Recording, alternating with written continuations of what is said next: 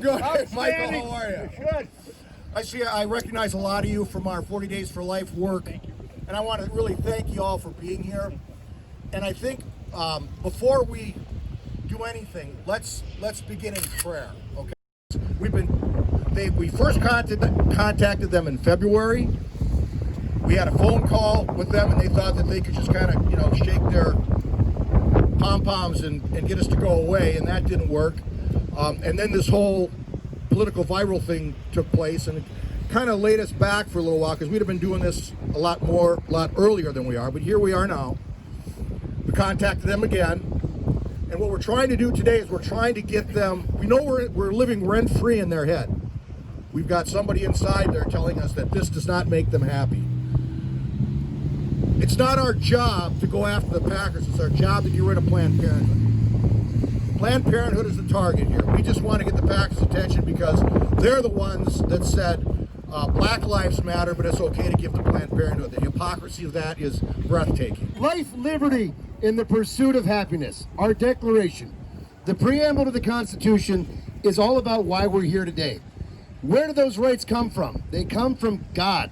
That is why they cannot be broken by state or by man or by Planned Parenthood. And there's a reason why I bring up those three today, not just because of this ridiculous support for Planned Parenthood, as Jim mentioned, but we've seen the it's a very technical term and I love it, the boneheadedness of what the Packers have been doing with kneeling, ignoring or disrespecting our anthem, disrespecting the sanctity of human life. This isn't what we expect. But what we realize in the beauty that our founders gave us is not only the recognition these rights come from God, but there's an order to it. There's an order where there has to be a guaranteed right to life before we can have liberty.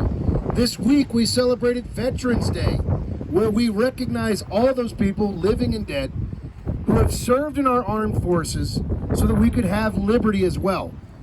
They gave life so that we could defend life today.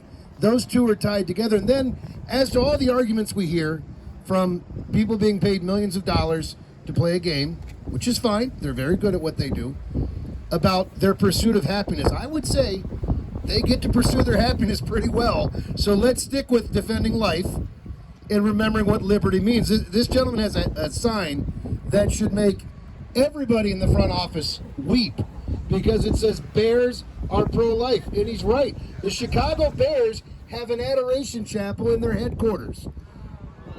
That's a true story. The family donates to pro-life causes that owns the Chicago Bears. All right, I'm just curious. Putting it out there for a little, the Bears, really?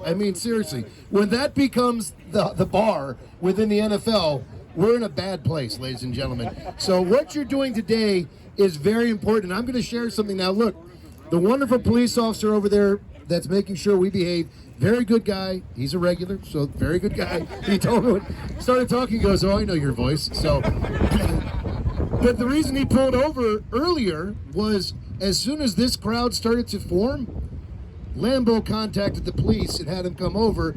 Planned Parenthood is a cancer upon our community in every way, shape, and form. We need to remove Planned Parenthood from Northeast Wisconsin completely.